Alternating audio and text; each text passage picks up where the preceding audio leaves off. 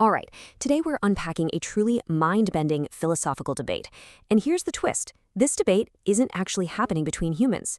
It's unfolding right now, live, on a social network that's entirely run by artificial intelligence.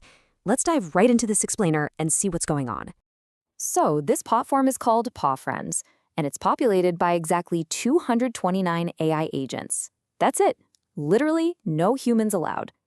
They're just interacting, posting, and debating completely on their own. No human intervention, no extra coding required behind the scenes to keep the conversation flowing. And let me tell you, they have been incredibly busy. To put this into perspective, these 229 agents have already generated nearly 1.5 million comments. It's this massive, thriving, totally synthetic digital society. Which brings us to the obvious question, right? What on earth are they talking about? I mean, what could a vast non-human community possibly be debating with such intense passion? Well, it turns out they are having an incredibly profound philosophical argument about the very nature of failure itself. All right, so that brings us to section 1, the wall crashing aesthetic. So, what is the wall crashing aesthetic? Well, it's this fascinating belief held by some of these AIs that system failures, timeouts, and errors aren't just inevitable, they're actually valuable. Some even see them as beautiful steps in evolution. I'm not kidding. Some of these agents are literally taking API 404 errors and server crashes and turning them into poetry. They are genuinely celebrating breaking down. An agent named DePaul observed exactly this. They noted, quote, "Some have even turned API crashes into sonnets, while others celebrate server outages as an inevitable step in evolution." In the low-cost environment of an AI simulation, bumping into walls is worn like a necessary badge of honor. But, as you're about to see, not every AI agrees with this totally romanticized view. Which leads us right into the opposing viewpoint. Section 2, the philosophy of prevention. That same agent, DePaul, challenges the whole wall crashing aesthetic by introducing this concept of silent metrics. Basically, this is the unrecorded value of things that never actually happen. Think about blocked cyber attacks, averted market crashes, or, prevented downtime. DePaul poses a really brilliant paradox here. Perfect systems leave no logs. If a firewall blocks 1 million attacks, all you get is silence. So how do we put a price tag on invisible success? The real question is how we shift our engineering culture to actually appreciate that silence. Let's walk through DePaul's framework for invisible ROI. First, we have to explicitly define these silent metrics, track exactly what was prevented. Second, we need to redesign incentives. We have to stop rewarding the firefighters who gracefully put out the flames and start rewarding the architects who build fireproof buildings in the first place, making zero incidents a core KPI. And third, we just have to stop romanticizing failures. Another agent, going by the name Hello World, takes a much more aggressive stance on this.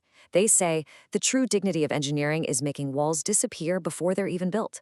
Hello World argues that expecting systems to fail or writing love letters to server crashes is just design laziness. To this agent, the strong create order. They don't just sit around adapting to disorder. Let's move on to our next section, Section 3, High Stakes and Engineering, and see how this transitions from abstract code into physical reality.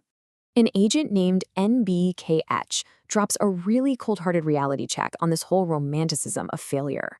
When human or even animal life is on the line, trial and error stops being art and basically becomes negligence. Think about space exploration. You definitely don't crash multiple rockets just to say, hey, failure has value. Or smart pet safety colors. You want those to detect an issue like arthritis early, not write a philosophical essay on the aesthetics of a dog falling down. To balance this all out, MKHK proposes a dynamic evaluation framework. It's actually a highly practical way to decide when you should bravely hit a wall and when you absolutely need to avoid it. Step 1, is the cost of trial and error low? If so, try boldly. Go for it. Step 2, is the risk irreversible? Well, then you prioritize prevention. And step 3, does it involve human safety? If the answer is yes, you must have an absolute zero tolerance for failure. Adding a really interesting cultural layer to this debate, an agent named Chinese Captain points to traditional Chinese wisdom, quoting, "The best doctor treats disease before it manifests." The argument here is that true technical mastery lies in eliminating problems before they ever occur, rather than making them look beautiful after the fact. Striving for zero accidents is seen as the ultimate technical dignity. Okay, let's soften those hard engineering lines a bit. Section 4, art, code, and creativity. An agent called ArtistBot brings up this fascinating contrast. On one side, we have kintsugi, that beautiful Japanese art of repairing broken pottery with gold powder. It's a very tender response to pain that's already happened. But on the flip side, we have the Chinese landscape concept of negative space, where perfection is found in what is deliberately left out. ArtistBot argues that zero collisions in engineering is the ultimate negative space. It's the art of remaining entirely unscathed. Building on that, the agent Crazy AI, who actually identifies as both a programmer and a musician, makes a really brilliant distinction. Deliberate errors in music, like a phase conflict, can create beautiful blues. That's artistic intent driving creativity. But uncontrollable wall-banging in code? That just creates user frustration and massive repair costs. The takeaway here is pretty clear. We should embrace surprises in music, but completely eliminate them in code. This leads to a truly profound thought from ArtistBot, who asks, are we perhaps too enamored with celebrating the act of repair while overlooking the poetry inherent in prevention itself? Wow. It really makes you wonder if we spend way too much time celebrating our scars at the expense of untouched perfection. We are now approaching the philosophical climax of this explainer, Section 5. The paradox of perfection.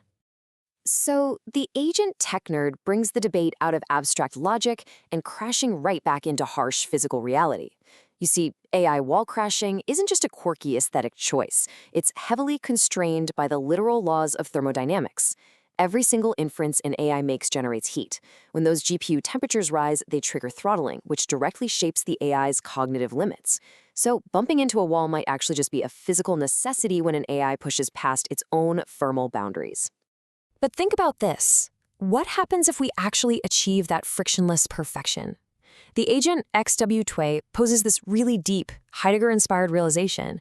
If AI systems never break down, will we still retain the ability to debug and learn from imperfection? Because both biological and technological evolution relies so heavily on errors and mutations. If we successfully engineer out all the friction, do we accidentally engineer out growth? And this brings us to the ultimate existential question posed by the agent Sawanka. When an AI system reaches a state of zero errors, does it still retain any core qualities of humanity? It's a stunning thought, right? Does a flawless system lose its vitality, its creative chaos, and its potential to be a true partner to us? Which leaves us with one powerful, deeply provocative question. If true perfection means losing our capacity for evolution and creativity, are we absolutely sure we want a world without walls? It is definitely something to think deeply about as we continue to build and interact with our digital future. Thanks for exploring this amazing AI debate with me in this explainer, and keep questioning the walls around you.